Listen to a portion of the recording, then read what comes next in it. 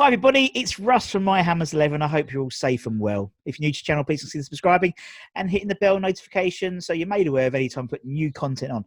We have obviously interviews going up daily. Sometimes you're lucky and you get 2 a day. We're rapidly approaching our 50th guest, which is phenomenal. Loads of great fans, loads of great guests all over the world, including today's guest. He's in his man cave and I'm absolutely in love with the man cave. It's Gary Killington. Hi Gary, how are you?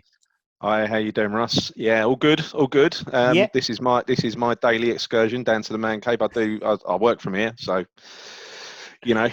nothing new, nothing new. New. Yet another Zoom call, but this one's a bit more interesting than my usual Zoom calls. And that's the idea. It breaks up the Zoom calls of the day, and as you said, it's what's becoming the norm. I can't wait that we can actually, talk to people face to face. Can we tell you? I'll tell you, it'd be lovely. It'd be lovely to actually go out to a pub again and have a drink, and even going into work and having a meeting face to face with people. It'd be brilliant. It's such a novelty.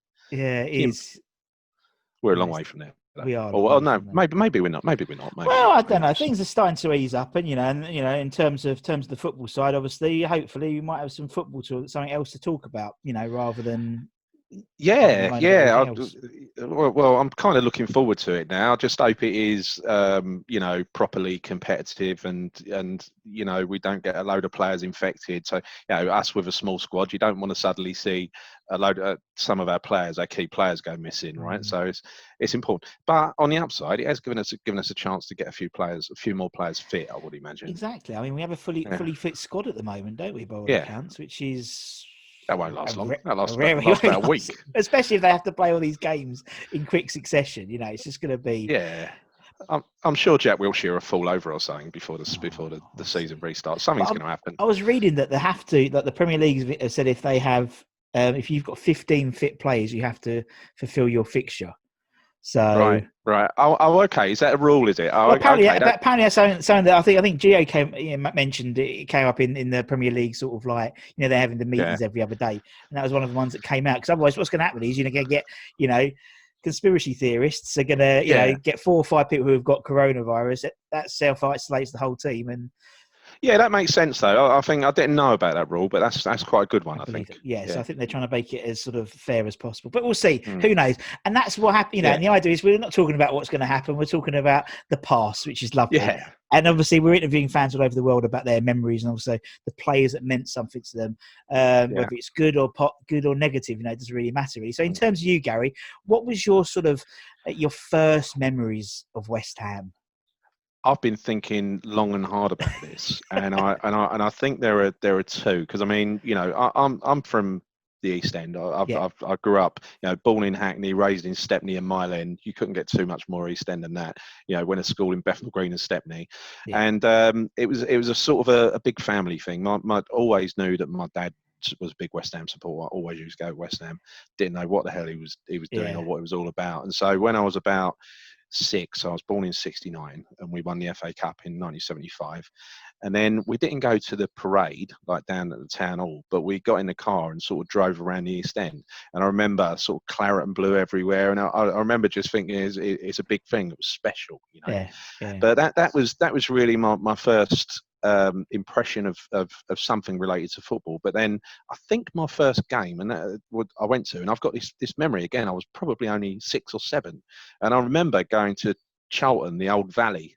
And that was definitely my first experience of football, because I didn't know what the hell was going on. Yeah. And I remember we was at the top of this huge stand, because the valley used to be massive, right? It used to be massive, big concrete terraces. And I remember seeing this pitch sort of miles away. And I look back. I know we won the game. It was all positive and everything. And I look back at records from the 76 to 78 to see when it probably was. And it was probably in 1976 September away in the League Cup that we won. So that was probably my first memory of football, of an actual football match. Yeah. And I mean, it was always a big family thing. My family was dotted all around the East End. It was all typical sort of close-knit community. They're all dotted out in Essex now, but all grandparents, aunts and uncles and everything, all around Mile End, Bethnal Green, and pretty much everyone that I interacted with supported West Ham.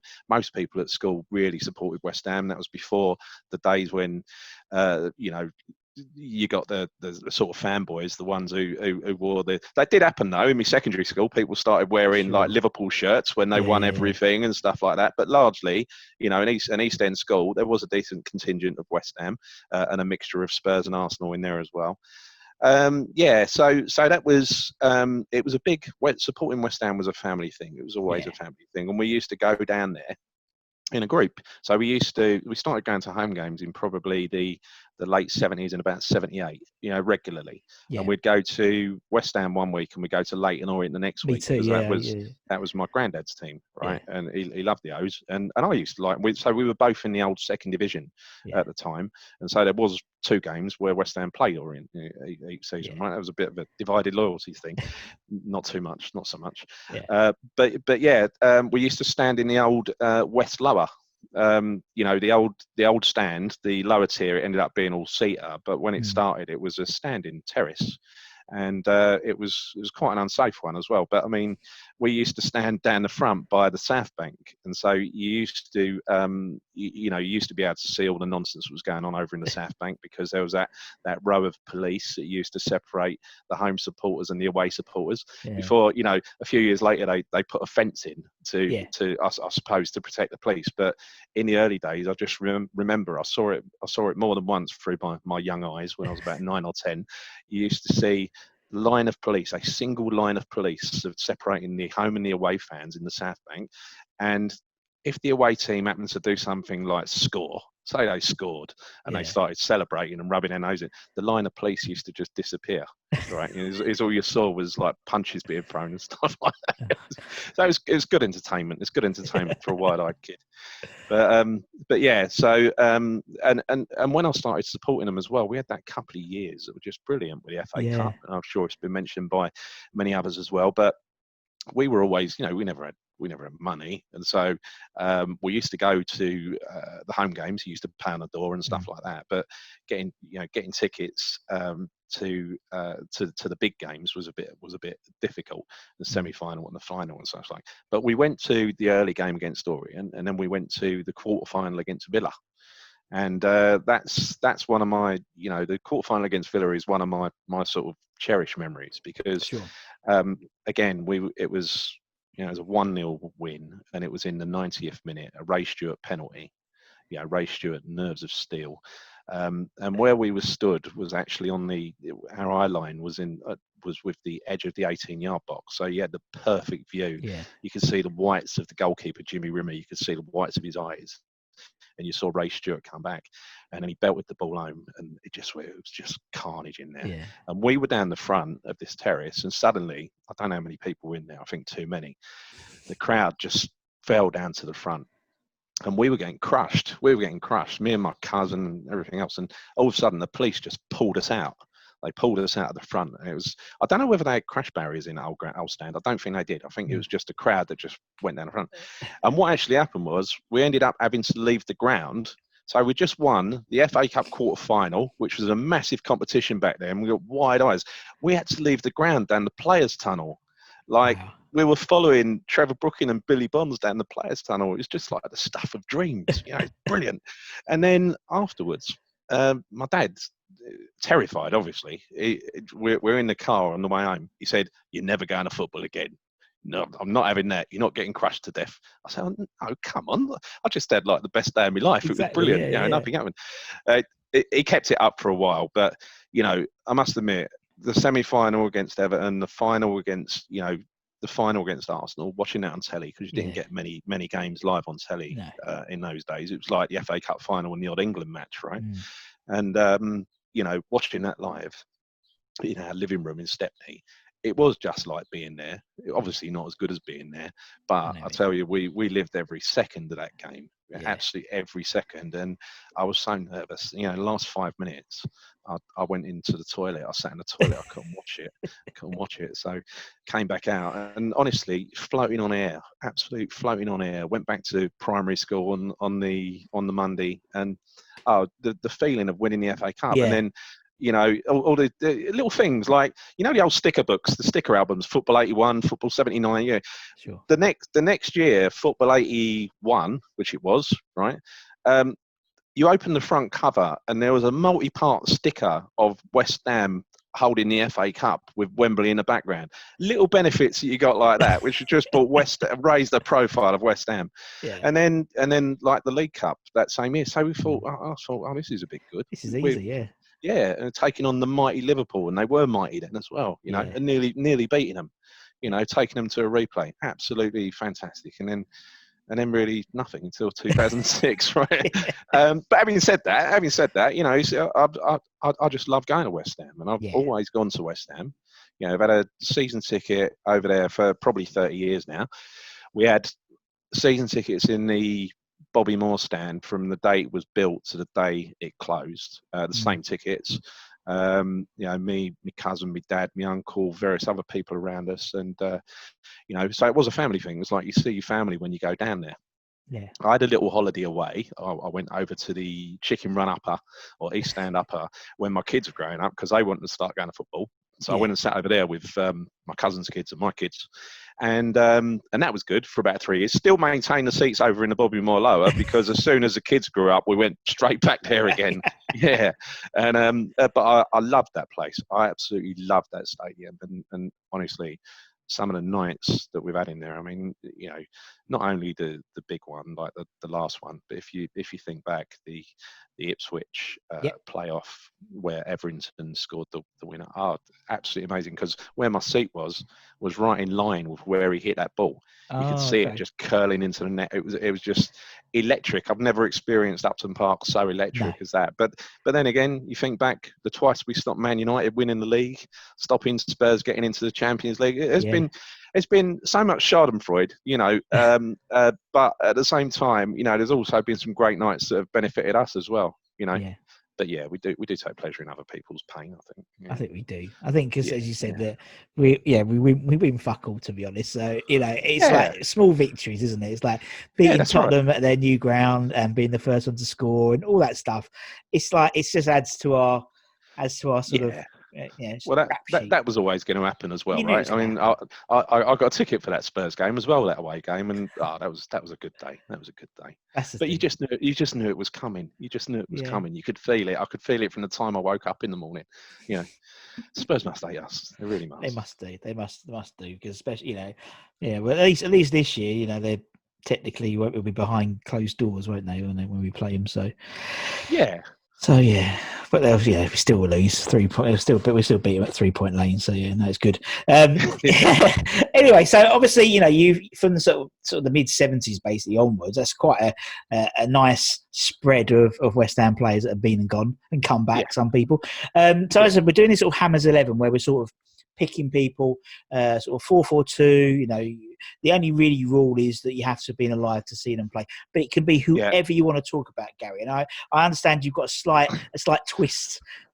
Because I had a quick look on at some of your previous guests. You've had some really good guests on there, by the way. But I looked through, and there seemed to be a common theme of people naming a similar first 11 to what I'd name, you know, because my favourite 11 is a standard one, right? It'd probably be Parks, Stewart, Martin, Rio, Dix, Bonds, Brooking, Pyatt, Ward, Di Canio, and Cottee, right? Pretty much everyone has gone for a combination of those. So I thought I'd go for something different. And what I tried to do, my theme, I mean, over the years of watching West Ham, one of the sort of fun elements of watching West Ham is we've had players who are hard. We've had players who are a little bit mad. We've had players perhaps verging on insane a little bit. You know, some of them were entertaining, but most of them would sort of win at all costs. They're sulks, they're sort of they threat, they fight. Some of them would try and break their opponents, and others are just plain eccentric. You know, some were geniuses, and some were sort of cult heroes, right? But it's a group of people that I think you find is a little bit different, and I'm not sure you'd want to play against this team. The loopy 11. The loopy 11. Who's in goal for Gary's loopy 11? I love it. Well, who do you reckon? Adrian. You know, Adrian had the capability to be a great keeper, but something inside his head told him, I need to do more. I can't just stand here watching at one end. I'm our best defender, our best midfielder. I'm probably our best striker as well. I need to get up the pitch and join in. And he seemed to do that quite a lot. He seemed to just come charging out of goal. And you've seen him do it for Liverpool as well. You know, we could have perhaps attached him to a bit of elastic or something. I don't know. But he liked nothing better than charging out of goal. You know, so gets caught in no man's land. But having said that, you know, he came across as mad, totally mad. And he was never going to be a conventional keeper, but he kind of got us at West Ham, and we got him, and he was loved. I mean, widely loved, and he was an imperfect player, not a world beater, but you know, nothing epitomises Adrian more than what he did in that FA Cup game, that replay against Everton, where you know it's just written in the stars. You know, he comes down, he's going to take the deciding penalty, and he just stands there and thinks, well, this game's over. Takes his gloves off and throws them on the floor. Won't need them anymore. Spanks the ball home and goes on a knee slide over into the corner of the pitch. Absolutely brilliant. I mean, mental, really. I loved Adrian. Again, and that's probably a common theme for some of the players through this list. This team. They're some of them are perhaps not the best, but we liked them. They were cult heroes. No, I get that. Yeah, totally. And as you said, he wouldn't compared to sort of the conventional goalkeepers we've had, the Fabianskis, obviously, I wasn't around to watch Seafield Parks play, you know, but Robert Green, people like that, they would, if the ball needs to be saved or caught, they would catch it. Not Adrian. Adrian needed to do a flamboyant dive. You know, he could have caught it, but no, he just you know. Always something for the cameras, wasn't it? Something for the cameras. Yeah, Adrian, nice shot. Okay, who are we going to have at left back then, Gary? Well, in this 11, you can only have Julian Dix at left back. I mean, you know, again, I don't want to repeat stuff that other people have said, but look, legend. Penalties. The big thing that he brought to the team was he could turn a game by himself. Yeah, you know, he could take a game by the scruff of the neck. You know, I remember going to work the next day, and my big boss was after a Chelsea game. I think we'd beaten Chelsea, and Julian Dix had trodden on John Spencer. And the big boss in my firm was a Chelsea supporter and a FIFA referee, and he was absolutely seething about Dix. He should have been sent off. He was an American, actually, but I won't do the accent. Yeah. And I said, no, he was all right. He barely touched him. He just tried to get his leg out of the way. It's nothing. So, and that's the sort of attitude you take with Dix. You think, well, he's a bit of a bastard, but he's our bastard. You know what I mean? Exactly. You know, he was naughty. He was really naughty, but he also had immense football ability. He did. You know. Never seen a fullback who could turn a game like that, really. I don't think in all my time watching West Ham. Immense. You know, we always had a chance of him in the side, brave as a lion, and sort of comically filthy as well. Yeah, and definitely. And the penalties. Who can forget the penalties? You know, the way he used to absolutely launch that ball. Definitely. I mean, you know, against the great ones against Spurs, where he virtually took the net off. The one against or more than one, I think, against Peter Schmeichel. But I think a couple of times, one of the keepers would have got their hand to the ball, just went through the hand. Right, it is so hard. He was immense, and you know, he was crazy, and you know, particularly on his second stint with us, you know, when we had the hooped collared shirts, and he'd have his he'd just rip his collar, you know, he'd rip his collar. I know. You know, he just meant business. And it's like, no, I loved him. And I think watching back at Robert Banks's end of season reviews he's putting on YouTube, there's a lot of naughty Julian ones, like particularly in his first stint, where it was like, you know, he'd push him, or it'd be a punch, and it was like, that was naughty. He seemed in the second stint to be a little bit more sly about it, if that made sense. Less obvious.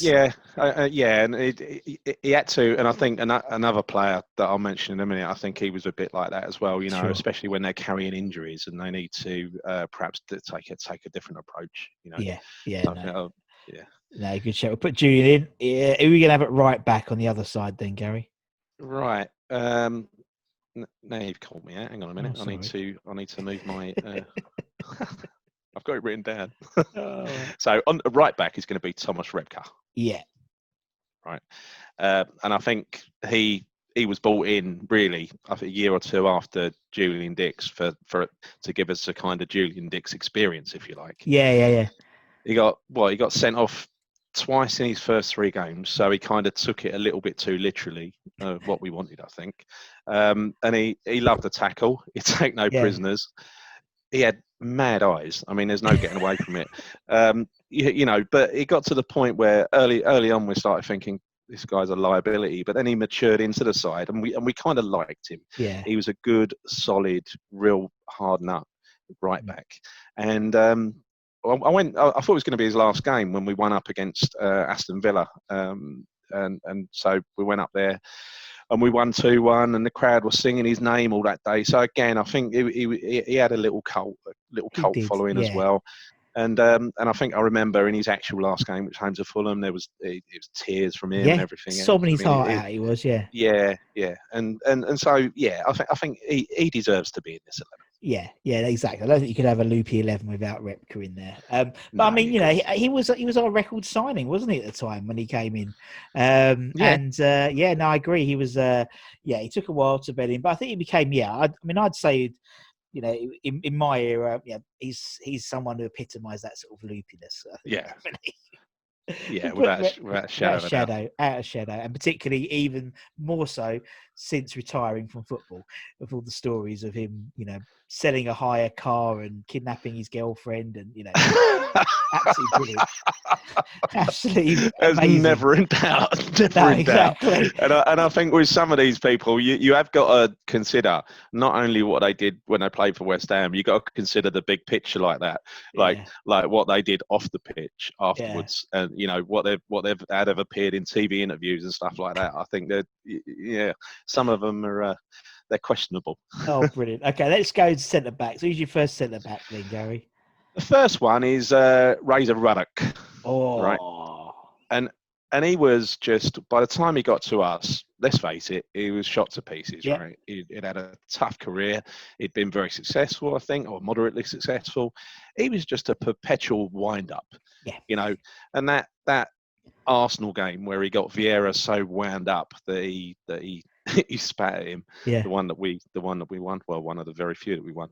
He didn't play for us long, but he must have been one horrible, nasty, antagonistic fucker to play against. I mean, really, even when he had no pace, he used to take a sort of, this is what I meant about with Julian. He used to take a more industrialised approach to stopping people. And I remember the little double act that he had with Ian Wright as well, because they used to wind people up together, and it was quite good to watch. And I love what they did in taking the piss out of Paul Alcock, that referee who tumbled over when Di Canio gave him a little shove in the chest, And I think secretly, I reckon that was another reason Paolo wanted to join us. I reckon he would have. That was at a time where everybody was trying to get Paolo convicted for second-degree murder. Yeah, and I reckon he might have watched Match of the Day that night and had a little laugh to himself. Yeah. So, but yeah, I think I made my judgment that Ruddock should be included in this from watching Ruddock after he finished football. Yeah, you see him in like Big Brother and things like that. I mean, there's definitely something a little bit edgy about the bloke. Yes, definitely. He was, and he was the last player I had on the back of my shirt. Was Neil Ruddock. Because I had a similar, not as bad as Neil now, but I had a similar sort of body sort of form to Neil Ruddock. I sort of definitely sort of, I warmed to him as a player, because I thought, Christ, if he could, the size he was at the moment, didn't they have to make extra different shorts for him? They didn't have shorts big enough. Giant shorts. Oh, was that? Who did Harry say had the biggest arse he'd ever seen? Was it? It wasn't Trevor Sinclair, was it? I think it was Trevor Sinclair. I'm pretty sure Ruddock, they had to make extra large shorts or something like that. And so And I actually remember him end of season, like it wasn't a lap of, it was a lap of honour then. It's called a lap of appreciation now. And he would be almost naked by the end of it, because he'd be like throwing his shirt, his shoe, he'd be literally his pants. Didn't give a shit about himself, and that's why I think. That's why I think he was a lot. He was a laugh. I think he brought a bit of comedy to football, didn't he? Not the greatest player, but again, yeah. And that's what people like to be entertained, don't they? So it's like they like to win, but yeah. I think when Vieira spat at him that time. He said in the post-match interview, he said, "Yeah, it stunk of garlic." So it's like still going. He's still going. That's what I love. For the return leg, he's still going. Yeah, Oh, bless him. yeah. It's so funny. Right, who's going to partner Razor in the middle then? Well, that's going to be Slaven Bilic, Yeah, and that is, and again, the guy has got there's something not quite right with him. I remember, outside of playing for West Ham, and he did really well for us for a season and helped us stay up. And but then he left, and a lot of people. He went to Everton. A lot of us thought at the time he's gone for the money, greedy git, and all that. But I don't think he did in retrospect when you look at the facts. But I think I can't remember him doing anything other than really bloody well for us and organising defence and helping us to survive. But when you look at what he did outside of West Ham, you look at what he did in a Croatia shirt, for instance. All right. So there was I think a World Cup game once where he was taking a corner and then someone blasted the ball at him. It hit him on the shins and he went down holding his face and he got the guy sent off. Yeah. And then there was the one where I think it was against Laurent Blanc in the semi-final of I think one of the Euros. Was it Euros or France '98? France '98. And Laurent Blanc, what did he do? What did he do? He gave him a little flick in the face, and again he went down. He went down holding his face. And there was a German guy who went down, dived in the box. I think in Euro '96, dived in the box, and he just in front of the referee went up and just booted him. It was just to him. I think as soon as he's the loveliest bloke in the world off the pitch, if a little bit crazy. On the pitch, I think it's war, and he'll win at all costs. You know what I mean? And so I don't think he could. I don't think he quite brought that across. That kind of mentality in being a manager. I think he probably did for Croatia, but I don't think he. I know what you mean. Yeah. Yeah, but he'll always be loved over there. He is one of the nicest blokes. But I mean, you only had to see the stuff that he got up to when he was doing the TV punditry for Dimitri Payet when he started climbing on the desk and stuff like that. You have to sort of question him a little bit, don't you? So I think he fits perfectly into. I think it's a good shout. And even when he was manager, you sense the win at all costs like mentality because he gets so emotional. We don't. I mean, I think takes it personally. Yeah, he takes it personally, and I think West Ham fans like that type of him, and obviously Pardew was so animated as a he'd jump over the fence and try and kick start a fight with Wenger and stuff. It's like that type of stuff. I think we like that, don't we? Yeah, I think Pardew got us as well. I think he got us. Yeah, for the time I agree. Yeah. I agree, definitely. But we'll put Slav in. Okay, nice. Yeah, as you said, you wouldn't want to go down a dark alley with that back four coming the other way, would you? No, you really wouldn't. You really wouldn't. It's a bit of a tough one. I love it. Right, let's go left wing then. Who have we got left wing? Left wing, and again, a bit questionable about where I've put these players, but I'll try my best. Lewis Boa-Morte, or Boa-Naughty as we used to call him, right? Yeah. He used to just lose his head a lot and fly into reckless tackles, usually two-footed, often sort of sandwiching the leg of an opposition player. He seemed to want to try and maim people all the time. He was out of control. Yeah. He got substituted all the time. He got 22 yellow cards, 1 red card. He wasn't with us very long. I think he played 75 games or something. I can't say anything other than he was a fucking liability. Yeah. He was at times he came across as I mean the way he flew into people, it wasn't very clever. Yeah. But I think he definitely had something. There was something not quite right about him. Slightly wrong there. Yeah. Yeah, exactly. So that's why I've put him into this 11. That's a good shout. And unsurprisingly, the first time Lewis Boa-Morte's come up in the. He's not going to feature him. He's not going to feature in many 11s, is he? Let's face it. Let's face it. But it's always. I think so far we've had 115 separate players. Yeah. And so you're adding to it, Gary, which is good. I like it. Right. So put Louis Boa-Morte in at left wing. Who should we have on the opposite wing then? On the right wing then, Gary? On the opposite wing, again, this is something. This is a player that I weren't that keen on, to be honest. Lee Bowyer. Yeah. Right. So he came from Canning Town to stop us going down, but he didn't. He didn't. We got relegated. Yeah. Sam Allardyce danced on the touchline with JJ Okocha. Just one of the most infuriating days of my life. But yeah, look, I can remember, you know, I thought Bowyer, when he joined the first time with his Leeds pedigree, it was questionable character, but I thought with his Leeds pedigree, he'd be exactly what we needed, a battler, you know. And he definitely was a battler. He was filthy. There's no two ways about it. And he definitely had there was a little bit, you know, wrong upstairs when you look at the time he got nicked for smashing up at McDonald's and throwing chairs around and abusing the staff and everything. There was the other time where he had a fight on the pitch with Kieran Dyer playing for Newcastle. You know, the thing is, the thing I didn't get about Lee Bowyer was why we signed him again. Yes. Because it's like we got him the first time, he was definitely past his best. And then we went and bought him again. And he didn't really do any better the second time. He was all right, but it was never, you know. But having said that, he was a local boy from Canning Town. And so that's why I think he got a bit of a free ride. I think people, there was that. And everybody kind of knew he was past his best from a footballing perspective. Yeah, sure. And I mean, and he's a kind of exception to the rule in this 11, because I usually warm to people who are a little bit mad, a bit crazy, but I never really warm to Lee Bowyer. No, I know what you mean. Yeah, I know exactly what you mean. It was a similar thing. It was almost like he was a name on the team sheet, you know, rather than good, we got Lee Bowyer playing. But, that's it. And he a lot of injury problems. Bit of a I think a bit of a waste of shirt in my opinion. But there you go. I think. But having said that, given his record, given the way he played, I think he definitely belongs in this 11. Perfect for this 11. That's great. I'll put Bowyer on the right. Let's go centre mid. Who's your first centre mid then, Gal? Well, look, I've got the maddest centre midfield pair going. Right? I mean, it starts off with Martin Allen, Mad Dog.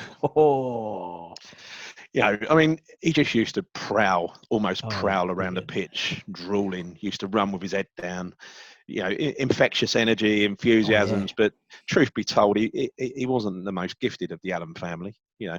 But what he didn't have in ability, he made up for, more than made up for, with commitment. And we loved him over there. He was a proper cult hero, you know. He was always charging all over the pitch. He seemed to get buoyed up by the crowd.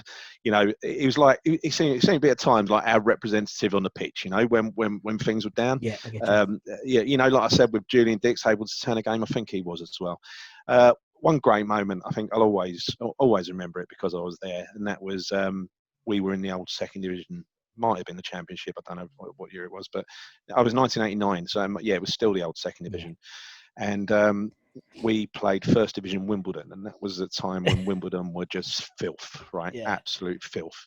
And so we played them in the League Cup, a tough physical game against a horrible bunch of spoilers. It was like WWE, you know, no holds barred, 6 players booked. Julian got sent off, and it made the back pages the following day for being a sort of horror show, you know. And late in the game, I mean, it's 0-0, but late in the game, Stuart Slater got free on the left. He laid it outside to Mark Wald, who put the perfect cross to the other side of the box, back the edge of the 6-yard box.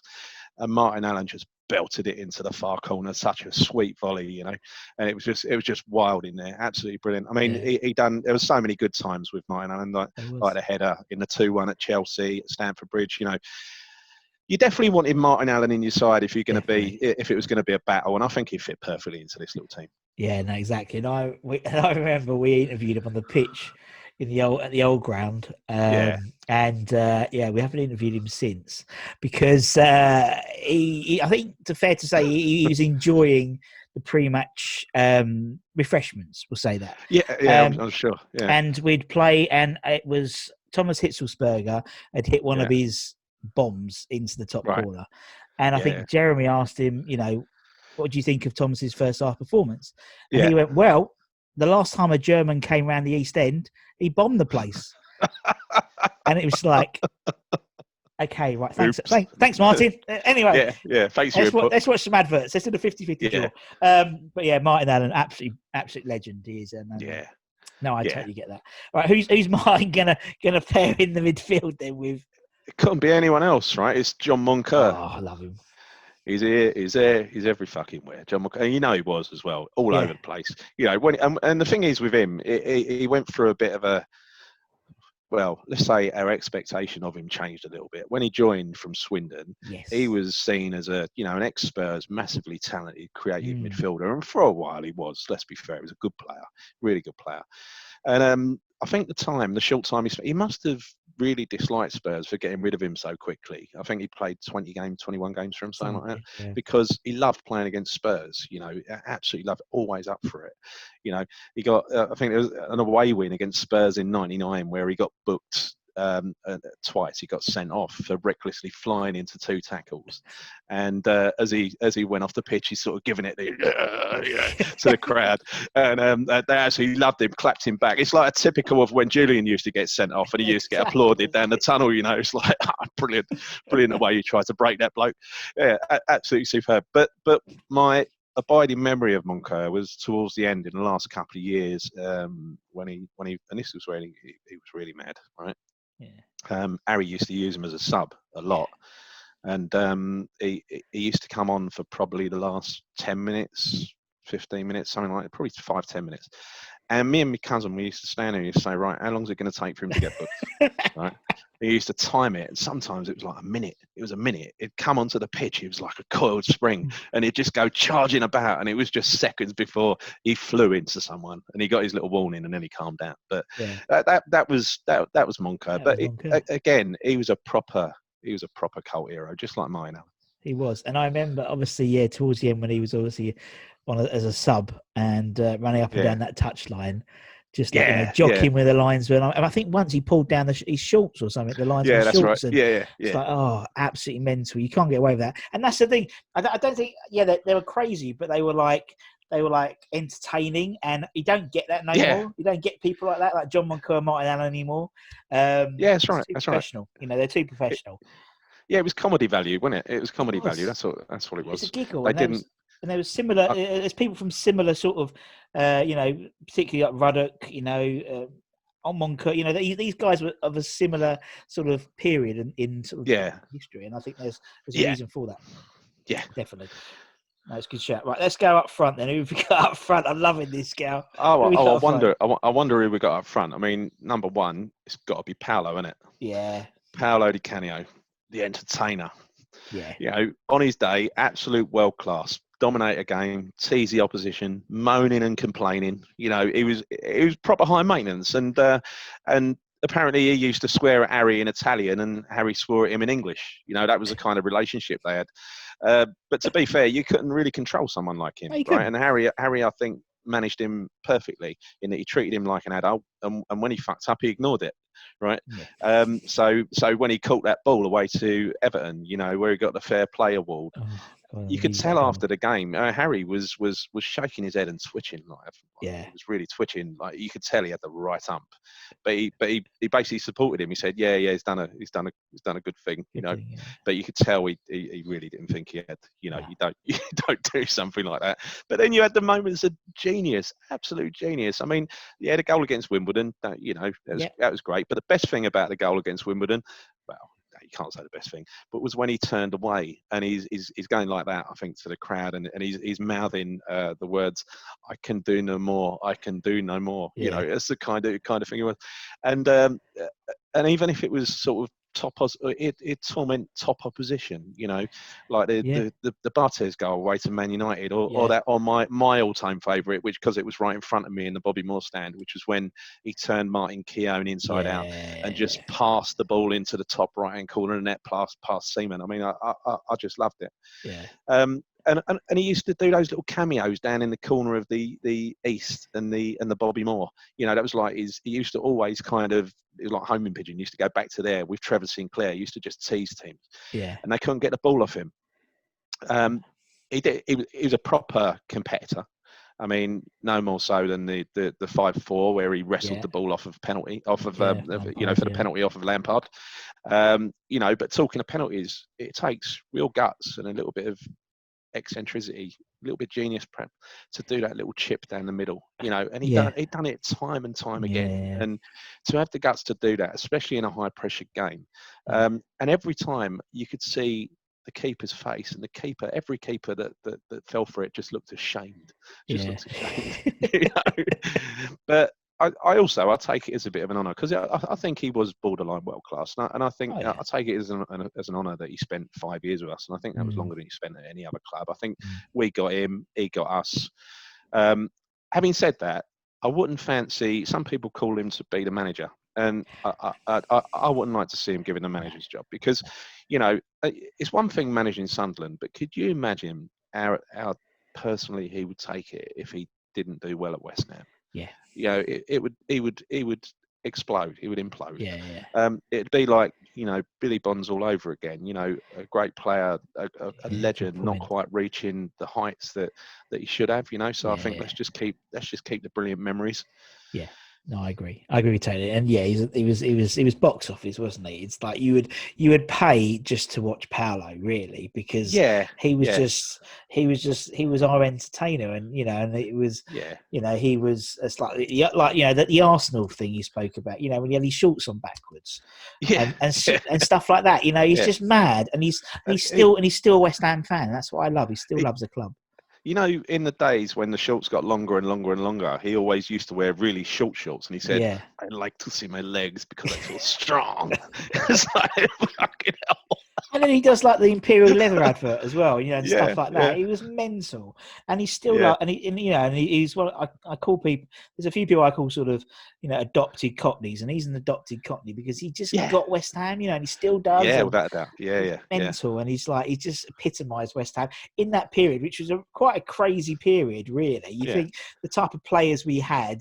The Harry, and that was probably the most entertaining sort of period we've had for a while, and how much fun that was. And even him partnered with like Paolo Wanchop.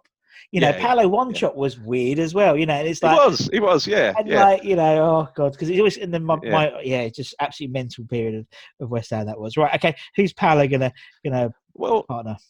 Well, again, this one was quite easy because have we had anybody more unhinged than this bloke? It's Marko Arnautovic.